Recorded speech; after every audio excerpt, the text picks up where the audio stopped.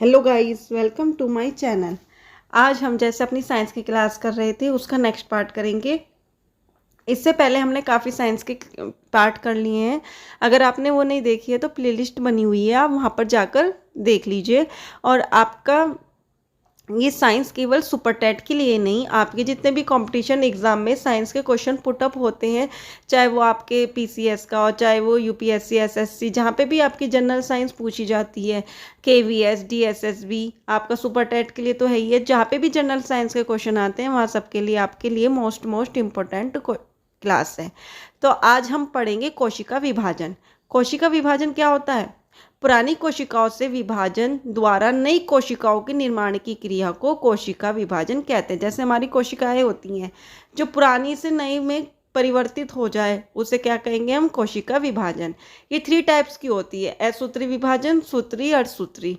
असूत्री क्या होती है? सबसे पहले हमारा इसमें इंपॉर्टेंट आता है साइंस में, बायो में हमेशा आपने देखे होंगे, यूपी टेट में पूछे जाते हैं। यूपी टेट के लिए भी मोस्ट इंपॉर्टेंट क्लास है। अगर आप यूपी टेट या सी टेट का एग्ज़ाम देना चाहते हैं जूनियर का, खोज पूछी जाती है तो किसने की है? इसकी रेमक ने, और इसकी की है डब्ल्यू फ्लेमिंग ने, और अर्धसूत्री की है आपकी फार्मर एवं मूरे ने। ठीक है, 3 यहाँ से ये 3 आपके बन गए। नेक्स्ट है 2 संतति कोशिकाओं का निर्माण होता है। इसमें एक समान प्रकार की 2 कोशिकाओं का निर्माण होता है, और इसमें 4 नई अनुगत कोशिकाओं का निर्माण होता है। नेक्स्ट है प्रोकैरियोटिक कोशिकाएं, जैसे जीवन नीली हरी शैवाले, ईस्ट अमीबा में होता है। नेक्स्ट में आपका है द्विगुणित कोशिका में पाया जाता है। नेक्स्ट है इसमें गुणसूत्र विनिमय नहीं होता, इसमें नहीं होता, लेकिन अर्धसूत्री में होता है। नेक्स्ट है कोशिका विभाजित होते हैं। सूत्री में शरीर की वृद्धि होती है, और सूत्री में युग्मों का निर्माण होता है। तो इस टाइप से इन तीनों का डिफरेंस को हम याद कर लेंगे, और यहाँ से हमारे काफ़ी सारे क्वेश्चन। अब इसमें जैसे अनुवांशिक लवणों को एक पीढ़ी से दूसरी पीढ़ी में स्थानांतरित करने वाले अनुवांशिक पदार्थ कहलाते हैं। कुछ आपकी अनुवांशिक पदार्थ के बारे में बताया गया है। वंशिक गति के रासायनिक आधार को ये अनुवांशिक पदार्थ कहते हैं। वाल्टन, सटन और थियोडर बेमोरिने के अनुसार गुणसूत्र या अनुवांशिक लक्षणों के वाहक हैं।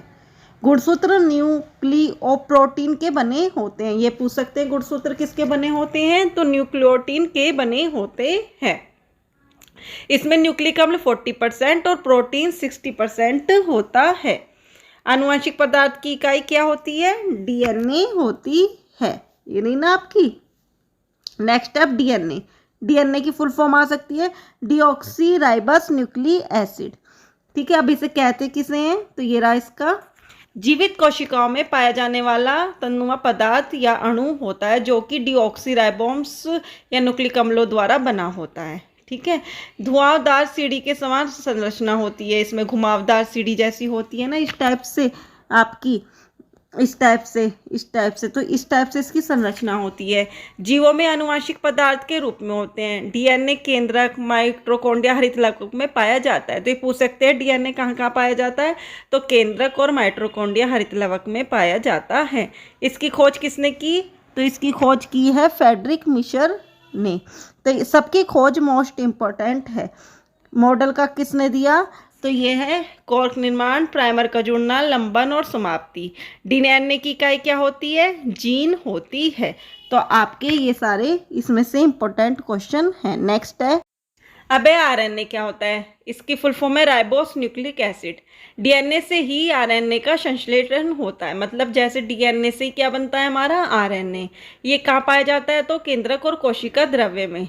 इसमें बेस थायमिन की जगह यूरेसिल आ जाता है। इसकी संरचना एक कुंडलीकार संरचना है। ठीक है, और ये सब इसकी मिशर ने की थी। खोज किसने की? Friedrich Miescher. ये रहा, फ्रेडरिक मिशर ने की थी। ठीक है, तो ये आपका डीएनए और आरएनए हो गया। नेक्स्ट है जीन। डीएनए का वह छोटा खंड जिसमें आनुवंशिक बीज निहित हो रहता है, जीन कहलाता है। जॉनसन ने 1909 में सर्वप्रथम जीन का, तो ये पूछ सकते हैं जीन का सर्वप्रथम कब और किसने दिया? तो जॉनसन ने 1909 में। जीन आनुवंशिक क्रिया की क्या है? मूल इकाई है। नेक्स्ट है आपका जीन के कार्य क्या होते हैं? आनुवंशिक संकेतों को धारण करना, द्विगुजन द्वारा जीव के प्रजनन को संभव करना और शरीर की संरचना तथा उपापचय का नियंत्रण करना। ये क्या है? हमारे जीन के कार्य हैं। जंपिंग जीन का सिद्धांत ये पूछ सकते हैं। जंपिंग जीन के सिद्धांत को बारबरा मैकनिंटिंग ने प्रतिपादित किया। तो ये पूछ सकते हैं जंपिंग जीन का किसने किया, अलग सा नाम है तो पूछा जा सकता है। ट्रांसपोसेल तत्व का डीएनए अनुक्रम है जो जीन की भीतरी स्थिति में बदल सकता है। और ये आनुवंशिक कोड की खोज किसने की? हरगोविंद खुराना ने। किसने की? हरगोविंद खुराना ने। तो ये क्वेश्चन भी आपका आ सकता है। नेक्स्ट है आपका डीएनए फिंगरप्रिंटिंग। जो आपकी फिंगरप्रिंटिंग होती है डीएनए की, उसका क्या है? किसी भी व्यक्ति के शरीर के सभी कोशिकाएं, चाहे वो रक्त की या त्वचा की या शुक्राणु की, डीएनए चित्र प्राप्त होते हैं उन सबके। ये पट्टी चित्र ही डीएनए फिंगरप्रिंटिंग कहलाती हैं। 1984 में एलेक जेफरी ने इसका विकास किया। तो यहाँ से इंपॉर्टेंट क्वेश्चन क्या बन गया? किसने विकास किया? एलेक जेफरी ने। नेक्स्ट है इसका, इसमें जैविक नमूने की स्थिति पड़ती है, जैसे खून के धब्बे, त्वचा कोशिकाएं। ठीक है। नेक्स्ट है इसका प्रयोग वंशानुगत बीमारियों को पहचानने में तथा उसके लिए चिकित्सा पद्धति विकसित करने के लिए किया जाता है। बच्चे के वास्तविक माता पिता निर्धारण भी इससे हो जाता है। डीएनए से डीएनए बनने की प्रक्रिया, ये इंपॉर्टेंट है। ये क्या होती है? रेप्लिकेशन। और डीएनए से आरएनए ट्रांसक्रिप्शन, और आरएनए से डीएनए रिवर्स ट्रांसक्रिप्शन। अब उल्टा हो रहा है तो रिवर्स हो गया। और डीएनए से आरएनए प्रोटीन बनने की पूरी क्रिया ट्रांसलेशन कहलाती है। तो ये आपका मोस्ट इम्पोर्टेंट है, ये वाला पार्ट पूछा जाता है, ये वाला। ओके। नेक्स्ट अब आपके क्वेश्चंस, कुछ मैंने क्वेश्चंस लिए हैं, वो आपका इतना ही था। कल से न्यू चैप्टर उसका ऊतक टिश्यू हम स्टार्ट करेंगे। तो आज मैंने थोड़े से, क्योंकि टॉपिक छोटा ही था, तो मैंने थोड़े से आपके क्वेश्चंस ले लिए प्रैक्टिस सेट से, घटना चक्र से साथ में। तो आप इसको लगाइए कि आपकी कितनी तैयारी है। जल में घुलनशील क्या नहीं है इनमें से? तो पहले आप अपने आप सोचिए, क्या नहीं है? तेल नहीं है। क्या नहीं है? तेल। क्यों? क्योंकि चीनी, नमक सब क्या हो जाते हैं? आपने देखा होगा शिकंजी बनाते हैं तो सब चीज़ क्या हो जाती है? घुल जाती है। लेकिन जब आप तेल की एक बूंद डालोगे पानी में, वो ऊपर तैरती रहती है। तो इसका क्या कारण है? क्योंकि वो उसमें घुलनशील नहीं होता। नेक्स्ट है आपका, पीने को पानी योग्य कैसे बनाया जा सकता है? अब इसके ऑप्शन 3 दे रखे हैं आपको, देखिए आप। कम से कम 3 मिनट तक उबालकर, क्लोरीन की गोली मिलाकर, पोटेशियम परमैंगनेट डालकर। तो पहला दूसरा सही है, या दूसरा, या सभी, या पहला? तो आप सोचिए। तो इसका आपका सारे सही हैं, सारे द्वारा हम कर सकते हैं। नेक्स्ट है आपका, मौसम निर्भर करता है। किस पर करता है? ये तो आपको पता होगा, वायु पर, आर्द्रता पर, तापमान पर, या सभी पर। तो आपको पता है सभी पर निर्भर करता है, क्योंकि वायुदाब मौसम के निर्धारण में एक महत्वपूर्ण कारक है और नमी दूसरा महत्वपूर्ण कारक है। और आर्द्रता सदा एक जैसी नहीं रहती, यह बदलती रहती है। तो वायु, आर्द्रता, तापमान तीनों पर निर्भर करता है। नेक्स्ट है आपका, जीवों की संरचनात्मक इकाई है, क्या है? तो इसकी इकाई है आपकी कोशिका। किसकी है? कोशिका जीवों की संरचनात्मक इकाई है। नेक्स्ट है आपका, आनुवंशिकता की मूल शारीरिक और क्रियात्मक इकाई है, क्या है? तो आपकी मूल शारीरिक इकाई है जीन, क्योंकि जीन है, जीन डीएनए से बने होते हैं और प्रत्येक गुणसूत्र में जीन ही पाए जाते हैं, इसलिए इसकी जीन आनुवंशिकता इकाई है। नेक्स्ट है, आरबीसी का कब्रिस्तान कहा जाता है, किसे कहा जाता है? सोचिए आप पहले, ये तो अभी आपने जूनियर में भी देखा होगा। किसे कहा जाता है आरबीसी का कब्रिस्तान? प्लीहा को। किसे कहा जाता है? प्लीहा को। नेक्स्ट है आपका, रुधिर का वर्गीकरण प्रस्तुत किया गया है। रुधिर का वर्गीकरण कहाँ प्रस्तुत किया गया है? किसने दिया ये? तो ये आपको नाम याद करना है, इसमें कोई समझने वाली बात नहीं है। कार्ल लैंडस्टीनर ने, जितने भी आपके प्रयोग हैं जो भी हैं ये सबको आपको याद रखने हैं, ये मोस्ट इंपॉर्टेंट है।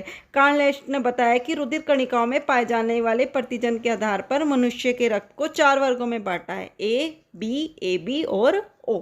ये किसने बताया? कार्ल लैंडस्टीनर ने। नेक्स्ट है, मानव शरीर में रुधिर की मात्रा होती है, कितनी होती है? तो बताओ 6, 7 से 8, 5 या कोई नहीं? तो बाहर का 7 से 8%, इतनी रुधिर की मात्रा होती है। एक 70 किलोग्राम के मानव के शरीर में 5 से 6 लीटर रुधिर होता है।